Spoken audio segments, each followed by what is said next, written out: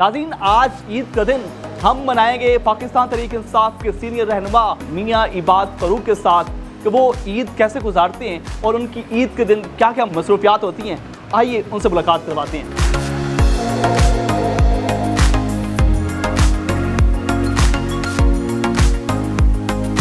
अस्सलाम वालेकुम मियाँ साहब। वालेकुम अस्सलाम। मियाँ साहब कैसे हैं, खैरियत से हैं? शुक्र अल्लाह का। बहुत शुक्रिया आपने वक्त दिया। मुझे बताइएगा कि ईद का दिन 2 साल तो ईद आपकी जेल में गुजरी और ये पहली ईद जो है आप अपने बच्चों के साथ मना रहे हैं, बिल्कुल। कैसा लग रहा है? ऑब्वियसली पहले ईद जितनी भी गुजरी हैं बहुत ज़्यादा बच्चों की याद आती थी और माँ के बगैर था। और ऑब्वियसली स्पेशली मेरा जो बेटा जो दुनिया से गया है उसकी सबसे ज़्यादा मुझे प्रॉब्लम थी।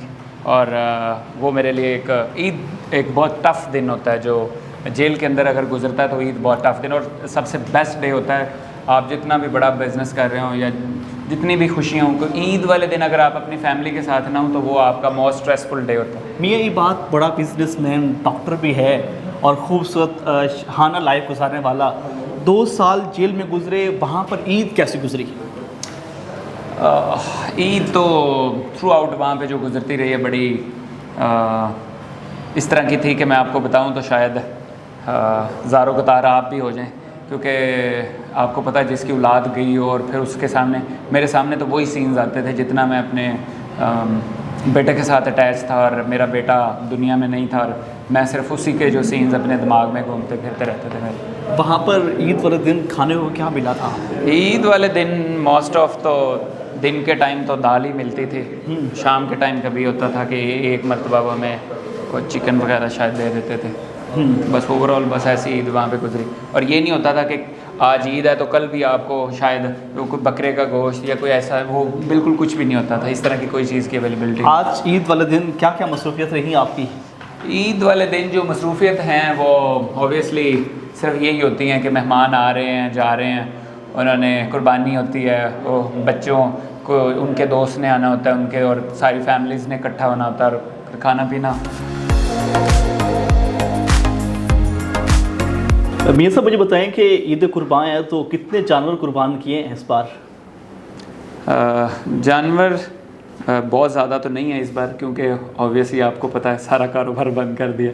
लेकिन फिर भी अल्हम्दुलिल्लाह कोई 6-8 जानवर तो हैं अभी। 6-8 थोड़े हैं अभी? नहीं, पहले बहुत ज़्यादा करते थे, अभी जाहिर बात है कि थोड़ा इस दफ़ा इंशाल्लाह बिज़नेस तरह रिवाइव कर रहे हैं, उसको कर लेंगे तो फिर बेहतर हो जाएगा दोबारा से इंशाल्लाह। मारूफ बिजनेसमैन भी हैं, सारी बात है कि बिजनेसमैन की मसरूफियात भी बहुत होती हैं, तो ईद वाला दिन किस तरह मैनेज करते हैं? ईद वाला दिन यूजुअली तो फैमिली आई होती है, बहनें होती हैं और भाई बच्चे, उन्हीं के साथ ही गुजरता है। और आप कोशिश करते हैं कि बाकी लोगों से कम मुलाकात हो, लेकिन फैमिली को ज़्यादा से ज़्यादा टाइम ईद सिर्फ फैमिली के साथ होती है।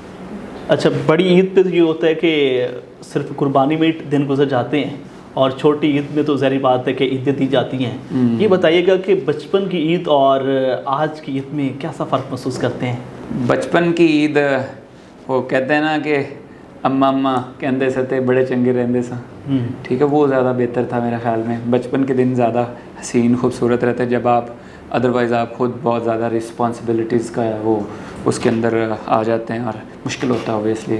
जेल में कितनी ईदें गुजारी हैं? जेल में पूरे 2 साल रहा हूँ और उससे पहले भी अभी मैं जो ईद है वो मदीना में करके आया था। जिस दिन मैं पकड़ा गया उससे 4-5 दिन पहले तो कुछ 4 ईदें वो और 5वीं वो थी जो मैंने अपने बच्चों के साथ नहीं की ईद। तो वहाँ पर जो ईद गुजरी सबसे ज़्यादा क्या चीज़ जो है वो आपको याद आती थी? ईद पे सिर्फ और सिर्फ आपको फैमिली याद आती, लेकिन स्पेसिफ़िकली मेरा जो स्पेशल केस था, मैं अपने बेटे को लेके मैं बहुत ज़्यादा सैड हो जाता था, बहुत ज़्यादा मैं रोता भी था ऑब्वियसली कि, लेकिन अल्लाह ताला मुझे सब्र भी दे देते थे।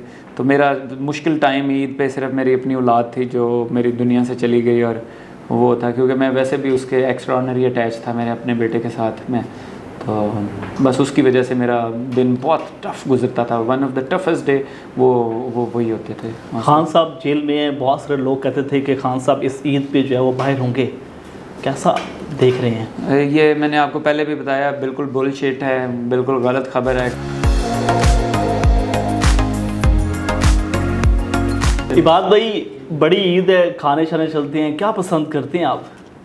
मुझे खाने में वैसे सब्ज़ी ज़्यादा पसंद है। अच्छा। लेकिन जैसे मतलब अब भी अगर मैं आज बस अगर मेरा रोज़ा है तो मैं ज़्यादा मेरी ख्वाहिश होती कि मैं टिंडे हूँ, भरे हुए टिंडे, हाँ। या करेले भरे हुए हूँ, तो वो जो अंदर मसाले के साथ बनाते हैं वो मेरी ज़्यादा ख्वाहिश होती है वो खाने की। बीफ मटन वो कहाँ गया है? बीफ मटन मुझे इतना पसंद नहीं है, बट उसके फिर भी मैं बीफ को शायद ज़्यादा मटन से ज़्यादा पसंद करता हूँ, क्योंकि वो ज़्यादा उसमें पावर है। बचपन में जो ईदें गुजरी, कोई ऐसा वाक़या जो आपको बड़ा याद हो? अब्बू ज़बरदस्ती खिलाते थे, खाओ इसको। खाना का मतलब वो जो गोश्त होता था तो वो बड़ी उसके अंदर तो वो देते थे, हमने चारों भाइयों को बिठाते थे, कह रहे ज़बरदस्ती कहते थे खाओ, फिर खाना पड़ता था। तो कुछ बोटियाँ हम इधर उधर कर देते थे और कहने खाली हो गया, वो कहते हड्डियाँ उतों भी कुट पैंदी सी तो ये होता था। 2 साल पहले जो ईद थी आपकी, आपका बेटा भी आपके साथ था, आज आपका बेटा भी नहीं है, तो कैसा बस वो ये तो एक आप जिसको लगी होती है उसी को ये अंदाज़ा होता है कि उसका जो उसके साथ उसका लखते जिगर हो और वो ना हो तो फिर। अच्छा, मुझे बताइए कि जब आप जेल में थे उस वक्त आपको उम्मीद थी कि अगली ईद जो है वो आप बच्चों के साथ मनाएंगे, क्योंकि इस वक्त तो बहुत सारे आपके जो रहनुमा हैं वो अभी भी जेल में हैं? सही पूछें तो हमें बिल्कुल नहीं लगता था कि दोबारा शायद ईद घर में हो ना हो, बिल्कुल आइडिया नहीं था इस चीज़ का। हमें अंदाज़ा था शायद भी इधर ही हैं बस अगले 5-10 साल, 20 साल, 15 साल, कुछ भी हो सकता है, क्योंकि आइडिया था हमें कि जिस तरह बाहर का माहौल चल रहा है तो इसलिए।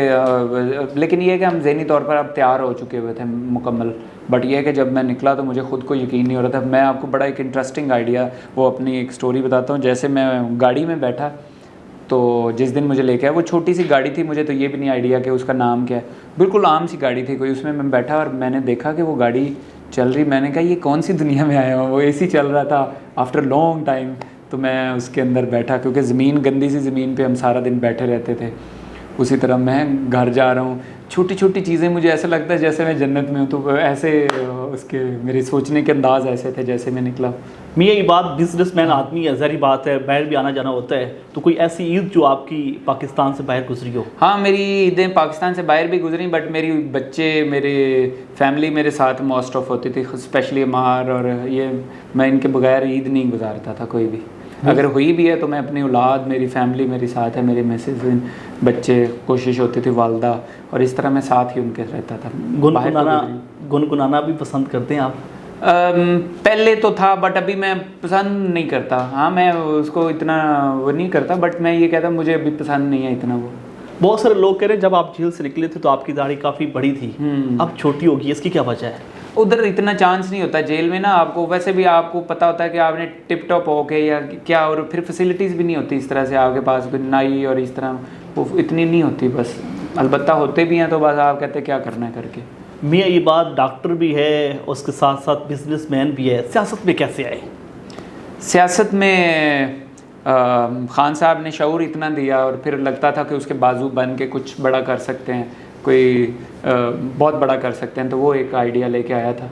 खान साहब की ऐसी कौन सी बात है जिसने आपको खान साहब का दीवाना कर दिया? देखिए, मैं खान साहब का जेल से पहले इतना दीवाना नहीं था जितना मैं जेल के बाद हुआ हूँ। उसकी वजह ये है कि उसने शऊर दिया इस कौम को, इतना ज़बरदस्त शऊर दिया कि हम कुरान और नमाज की बात करते हैं, गहरी उसको स्टडी करने की बात करते हैं। बड़े बड़े जो वो हमारे लीडर कहते हैं, बड़े बड़े अंग्रेज़ों की बातों से इम्प्रेस मत हुआ करो, उनकी किताबों से इम्प्रेस मत हुआ। नबी करीम सल्लल्लाहु अलैहि वसल्लम की ज़िंदगी को पढ़ के देखो, क्या इंटरेस्टिंग बड़े बड़े रेवोल्यूशन जो लेके आए हैं, दुनिया के बड़ा रेवोल्यूशन वो लेके। तो वो बातें जो है ना, जब मैं अंदर था बहुत उनको याद करता था। उस बातों की वजह से मैं उस तरह की बुक्स को पढ़ना शुरू कर दिया। वो उससे पता लगता था कि यार क्या लीडर है, कोई बात ही नहीं करता इस तरह की, ना किसी को आती है ना इतनी बड़ी किसी की सोच है। तो मुझे तो वो इस वजह से मैं जब बड़े बड़े वलियों को पढ़ा तो मैं बिल्कुल सेम पैटर्न पे थे ये बंदा जो, इस वजह से मुझे उनसे बड़ा ज़्यादा इश्क हो गया खान साहब से। अल्लाह की उन पर रहमत हो। ईद वाले दिन दोस्तों को तो मिलना आम रूटीन में होता है, तो कब्रिस्तान भी जाते हैं? बिल्कुल, कब्रिस्तान बिल्कुल जाऊँगा, और मैं वाले साहब की कब्र पे भी जाता हूँ। कोई भी ऐसी ईद नहीं हुई। वैसे पहले मेरा बड़ा फ्रीक्वेंट जाना आना था जेल से पहले कि मैं अपने वालिद की कब्र पे हर जुमे वाले दिन जो जाया करता था। मोस्ट ऑफ मतलब मेरी छुट्टी नहीं होती थी जब मैं पाकिस्तान में होता था।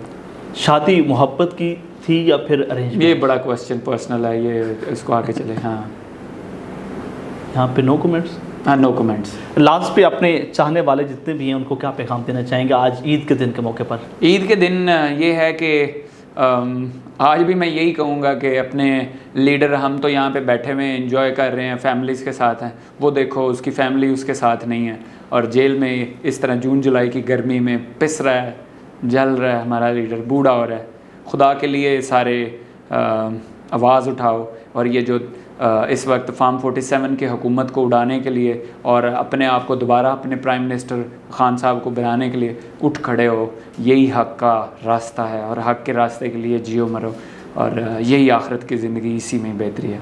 आपकी बातों में लग रहा है कि आप खान साहब की बात पे रो रहे हैं, इतनी मोहब्बत खान साहब से? मेरा ख़्याल है जो खान साहब से मोहब्बत मेरी सिर्फ उसके अंदर मेरा दीन है, वो उसके अंदर दीन छलकता है उस शख्स के अंदर। वो उसको समझना कोई आम शख्स उसको इतनी जल्दी नहीं समझ सकता। जिसके अंदर थोड़ा सी भी अल्लाह ने जिसको थोड़ी अक्ल समझ बूझ दी हुई है तो वो उस बंदे को ज़्यादा गहरा समझ सकता है।